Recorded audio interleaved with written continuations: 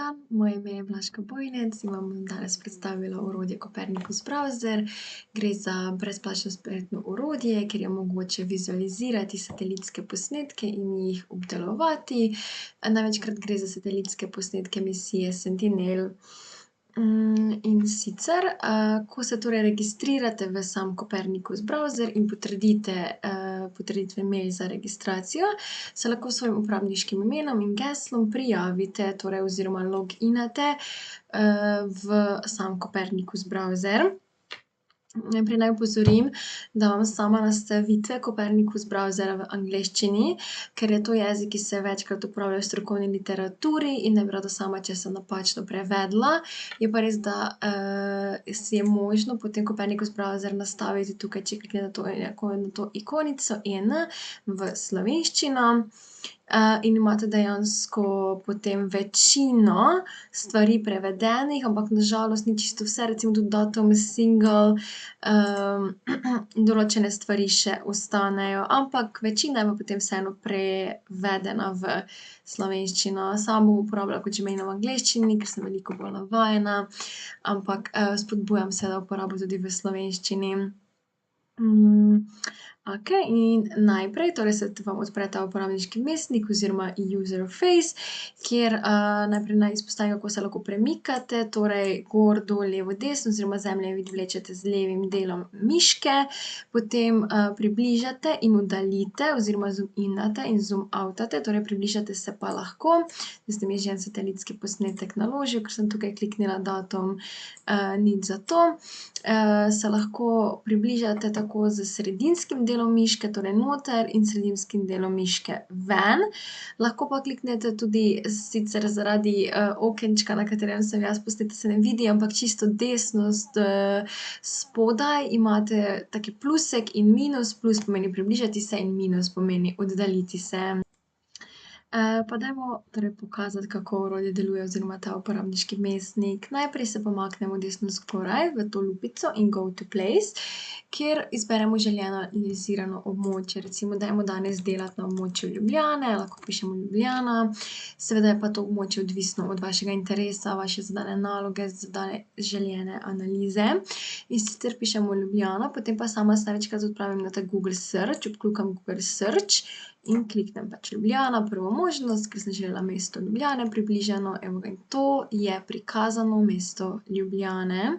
Tukaj naj še opozorim na ta ikonico layers oziroma sloji, kjer lahko izberete kakšen ta osnoven zemljevid želite imeti. Zdaj trenutno imamo naložen Sentinel-2 mozaik, lahko imate pa tudi OSM oziroma OpenStreetMap background, ki izgleda tako, če ga obkljukate. Imate pa lahko tudi, si označite meje držav in te labels oziroma oznake, pa pomeni oznake mest, naselij, torej če bi odkljukala, ne bi bilo nobenih oznak, sama imam pa vedno za lažjo orientacijo obkljukane. Potem se lahko pomaknemo na ta levi del orodja oziroma uporabniškega vmesnika, kjer če karkoli vam ne bo jasno, lahko vedno kliknete tudi ta about gumbek, torej ga samo kliknete in se vam naloži podrobneje opisana vizualizacija glede browserja, torej tudi prikazano s slikicami in opisom. Danes bomo večino teh stvari danes in v naslednjem videu bom večino teh stvari povedali, ampak če bi slučajno želeli še bolj podroben opis, pa je seveda to ena izmed možnosti. V ta visualize zavihek najprej ponavadi, torej ko izberemo območje, ki ga želimo, izberemo datum, za katerega želimo prikazan satelitski posnetek. To storimo tako, da kliknemo na to okenco in izberemo željen datum. Recimo, da nas zanima, kakšen satelitski posnetek imamo lahko 7. avgusta 2025. Naj opozorim, še ko izbiramo datum, na ta max cloud coverage oziroma maksimalno pokritost satelitskega posnetka z oblaki. Predlagam, da to nastavite na 30% ali manj, saj vam bo to omogočalo, da bo satelitski posnetek dobro viden, da ga ne bodo prekrivali oblaki. Ker vedno več izbiramo, torej oblačnosti, vedno več možnosti imamo prikaz satelitskih posnetkov, ampak to so slabše kvalitete. Sam satelitski posnetek, torej ko izberemo določen datum, lahko izbiramo samo med temi, ki so obarvani svetlo modro in obkroženi oziroma občrtani z to temno modro barvo. Samo te datume lahko izbiramo za satelitske posnetke. In torej lahko izbiramo med 7., 9., 12., 19., 27. avgustom. Ko izberemo željen datum, kliknemo na to okence in za ta datum se nam bo naložilo, evo ga, to je zdaj recimo 9. avgust 2025. To, če hočemo izbrati torej single oziroma samo en datum, imate pa tukaj zgoraj tudi možnost, če izpostavimo time range oziroma časovno obdobje, če bi rajši analizirali oziroma prikazali neko časovno obdobje. Sama predlagam, da začnemo predvsem s tem single date. Naslednje, kar izberemo, je satelit. In sicer, da boste vedeli glede na vaš željen problem, kateri satelit izbrati, predlagam, da pač to seveda pogooglate glede na željen problem ali najdete neko verodostojno literaturo. Sama sem našla recimo stran, ki se imenuje Sentinel Online, ki ima na kratko opisane vse te Sentinel satelite oziroma misije, kjer piše, zakaj so posamezni sateliti specializirani. Potem lažje izberete, katerega uporabiti. To storite tako, recimo zdaj imamo izbran Sentinel 2L2A, predlagam, torej to puščico lahko razširite in izbirate že najprej osnovno izbirate med Sentinel 2, L1C in L2A. Predlagam, da vedno izberete L2A, ker gre za satelit, ki ima že atmosferske popravke. Torej ta slika satelitska, ki jo vidimo, ima že atmosferske popravke in torej pripravljena bolj kot ne za uporabo. Medtem ko L1C tega nima. Potem pa lahko dodatno še, če se odločite uporabiti kateri drugi satelit, to razširite s to puščico navzdol, tukaj s to puščico navzdol, razširite in izberete katerega od drugih. Recimo prej, tukaj, ko smo se na hitro pogledali, smo si prebrali, da je 5P in 5 namenjen predvsem za air quality monitoring. Torej, če bi želeli air quality monitoring, bi lahko izbrali Sentinel 5P. Danes bomo delali Sentinel 2, torej pustimo vkljukan. Če želite vedno Sentinel oziroma Copernicus browser, ima odlično možnost, vedno kliknite to ikonico i kot informacija, kjer imate malo boljše opisan tudi sam satelit, torej kaj omogoča, kakšno prostorsko resolucijo ima, kakšna je torej časovna resolucija, od kdaj je nam voljo in zakaj se uporablja največkrat. Ko smo izbrali satelite, se lahko naslednje pomaknemo v layers oziroma sloje. To ikonico layers, tukaj lahko to zapremo, data collections, ki smo razširili, vidite data collections oziroma zbirke katerih satelitov. Ko smo izbrali satelit, si prebrali torej v ikonicah, kaj piše oziroma malo na hitro si prebrali, kaj pomenijo. Lahko to zaprete in gremo v sloje. V slojih vidite, da je teh indeksov oziroma slojev, to se imenuje tudi indeksi oziroma sloji, da jih je več. Sama jih danes za potrebe tega videa ne bom razlagala, ker Copernicus browser tudi omogoča, da posamezen sloj s tema dvema puščicama navzdol razširite in si preberete opis posameznega sloja, torej true colors, lahko si berete na podlagi katerih kanalov satelitov je zgrajen, kaj predstavlja, zakaj se uporablja.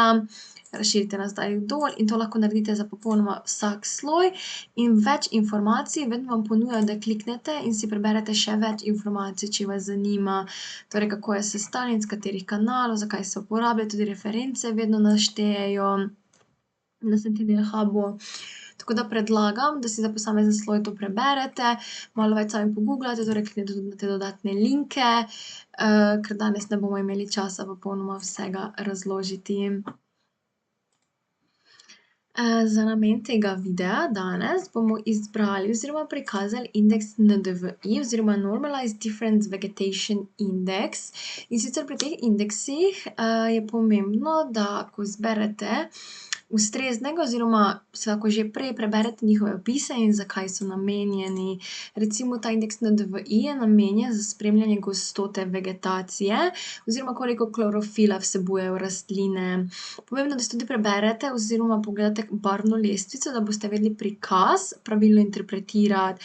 Torej vrednosti bližje 1 predstavljajo torej zelo zeleno, zdravo, bujno vegetacijo, potem pa vedno manjše vrednosti predstavljajo manj bujno vegetacijo. vegetacijo, recimo okoli, tako kot tukaj piše, okoli 0,1, gre za lahko kamne, sneg in podobno. In tudi na hiter pogled lahko tukaj torej to vidimo, recimo Rožnik, je obarvan in ostalo, gozdovje okoli Ljubljane obarvano zelo močno temno zeleno, medtem ko so naselja, ne, torej beton in stavbe obarvane dosti svetleje, ker ne vsebujejo klorofila in ne odbijajo, rdeče svetlobe oziroma ne absorbirajo rdeče svetlobe, ker klorofil absorbira rdečo svetlobo in to je glede na ta indeks, ki je tukaj opisan, kako se izračuna. Danes tukaj ne bom tega razlagala, da se ne bomo zmedli, ampak deluje tako, da zato, ker rastline oziroma klorofil absorbirajo rdečo svetlobo, se te obarvajo bolj zelenkasto v tem, indeksu. Zdaj, če pa koga zanima, si pa lahko to podrobneje prebere tukaj, kako je sam indeks sestavljen, torej ne rdeča svetloba, kot omenjam, pa bližnja rdeča svetloba in zakaj je, indeks sestavljen tako, da se obarvajo zeleno. Okej. Recimo lahko primerjamo,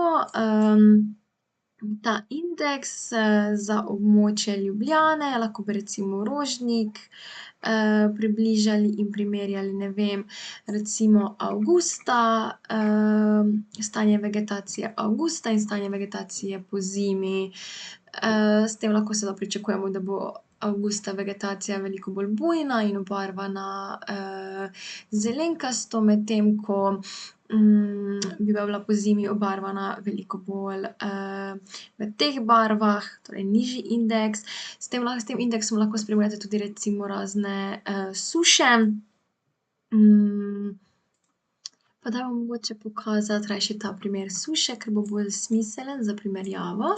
In recimo, sama se spomnim, torej en tak malo bolj lokalen primer, v Murski Soboti lahko recimo, ker je veliko tudi oziroma Prekmurje nasploh, bomo primerjali, poletje oziroma julij 2020, torej šli bomo nazaj na datum, kliknili nazaj na datum, tukaj za mesec izbrali julij, za leto izbrali 2022, izbrali recimo 1. julij, indeks NDV imamo že izbran, evo ga, in se nam je približalo oziroma prikazalo NDV indeks za izbran datum 1. julij 2020 pri 30-odstotni oblačnosti.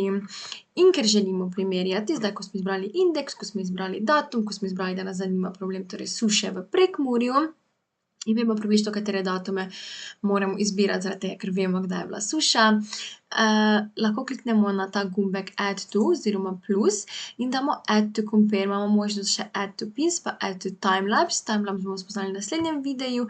Add to pins, lahko dodamo torej tukaj zgoraj v pinse, se nam bo pokazalo, evo ga, recimo jaz imam že nekaj stvari dodanih, v pinsih torej pinsih oziroma v teh pins panel oziroma v priponki se nam stvari ne izbrišejo in vam ostane, recimo to imam jaz od nekih prejšnjih obdelav že noter, medtem ko tukaj v compare panel pa se sloji izbrišejo, torej ko se boste naslednjič loginali, ne bo teh slojev. Ampak sama vseeno rajši po navadi dodajam add to compare. In smo dodali, torej tukaj smo kliknili add to, potem pa add to compare. In smo tukaj zgoraj videli, da se je izpisala številka 1 oziroma da je v tem compare panel oziroma v tej primerjavi se pojavil ta satelitski posnetek. Super je, da se nam označi kateri datum, torej kot smo rekli 1. julij 2020, kateri sloj, kateri satelit, kakšna geografska širina in dolžina.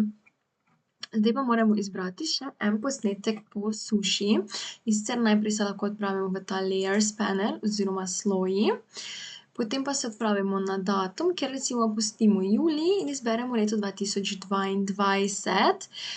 Pustimo območje enako, torej po območju se nič ne premikamo, ker potem, tako kot smo že prej omenili, iščejo se vedno satelitski posnetki za to približano območje. Lahko izberemo recimo super 1. julij 2022, nam ponudijo možnost in spet damo add to compare. In zdaj imamo v tem panelu Compare, torej vidite točno 2 leti razlike med tema satelitskima posnetkoma. In ta dva satelitska posnetka zdaj lahko na oko primerjamo. In sicer lahko izberemo ta efekt, kot tukaj piše, imamo split ali opacity. Opacity pomeni prosojnost in pomeni, da če bom jaz zdaj to ikonico, ta kurzor, premikala v levo, da se bo prosojnost tega zgornjega satelitskega posnetka manjšala in se mi bo začel videti ta spodnji posnetek. Sama imam raje ta split možnost oziroma razdeli, kjer pa je to, če premikam v desno smer, vidite, da se tudi satelitski posnetek premika v desno smer in je možno primerjati ti dve območji. Zgornji je torej iz leta 2022, spodnji je iz leta 2020 in se lahko tako spremlja vse od suše, kako se je torej indeks vegetacijske bujnosti spreminjal, ali so se njive spremenile, oblike recimo, se kaka njiva zmanjšala, drastično povečala in je lepo možna primerjava. V tej okolici ne opazimo take primerjave, lahko se pač malo premaknemo v kake druge kraje. Recimo v Beltincih bi naj bila, včasih traja malo dlje, da se naloži, to je odvisno od vašega interneta, vas že naprej opozarjam, da včasih traja, da se stvari naložijo. In potem, ko poiščete novo območje, imate ta indeks še vedno vklopljen in lahko recimo primerjamo ti dve območji malo od bliže. In recimo vidimo leto 2022 mogoče malo večjo sušo, ja. To je v tej ikonici oziroma okencu Compare. To smo zdaj dodobra obdelali, to okence Visualize, vse torej funkcije, ki jih omogoča, kako izberemo datum, mogoče še lahko tukaj povemo, da lahko izberemo themes oziroma teme, kaj vas najbolj zanima. In v teh themes oziroma temah, če izberete, da vas recimo najbolj zanima floods and droughts, torej poplave in suše, vam že pripravijo oziroma predlagajo naprej pripravljene satelitske posnetke. To je malo drugače kot prej, prej smo sami izbrali območje. Tukaj recimo lahko si pogledamo sušo na Danskem za 27.7.2018 in vam omogočajo ta satelitski posnetek za to sušo. Ampak samo za ta datum. Prej bi še lahko izpostavila, torej, da je možno prikazovati satelitske posnetke od 2016 do 2025, žal ne gre v manj kot 2016 oziroma v kasnejša leta. Dajmo še povedati, oziroma to je zdaj razložen ta zavihek Visualize, dajmo še razložiti zavihek Search. In sicer v Search pa največkrat iščete satelitske posnetke, ko jih želite prenesti oziroma si naložiti na svoj računalnik, torej ne jih samo vizualizirati. V zavihku Search, torej pod Data Sources, lahko spet izberemo, kateri satelit nas zanima, recimo rečemo Sentinel-2, spet odklikamo L2A, spet vstavimo oblačnost, da bomo dobili samo satelitske posnetke, ki niso tako močno oblačni. Lahko se spet približamo v območje, ki nas zanima, torej Beltinci Slovenija, naj nas kar da v Slovenijo, to, kar smo imeli prej.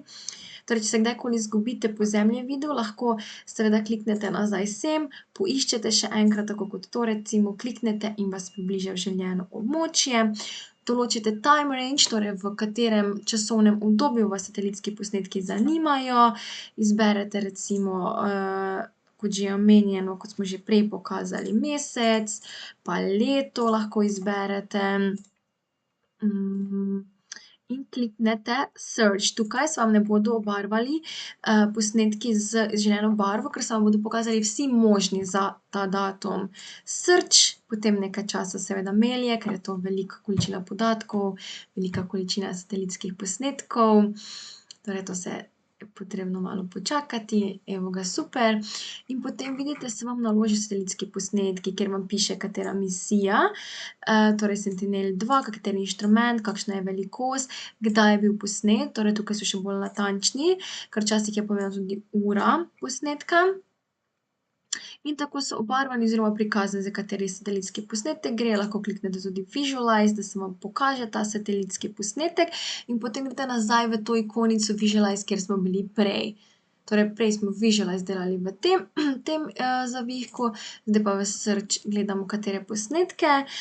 S to ikonico, torej Download Product, torej s to čisto desno, si pa lahko na lokalno, torej mapo oziroma računalnik, naložite satelitski posnetek, če ga želite recimo samo vizualno prikazati ali obdelovati v kakem drugem programu.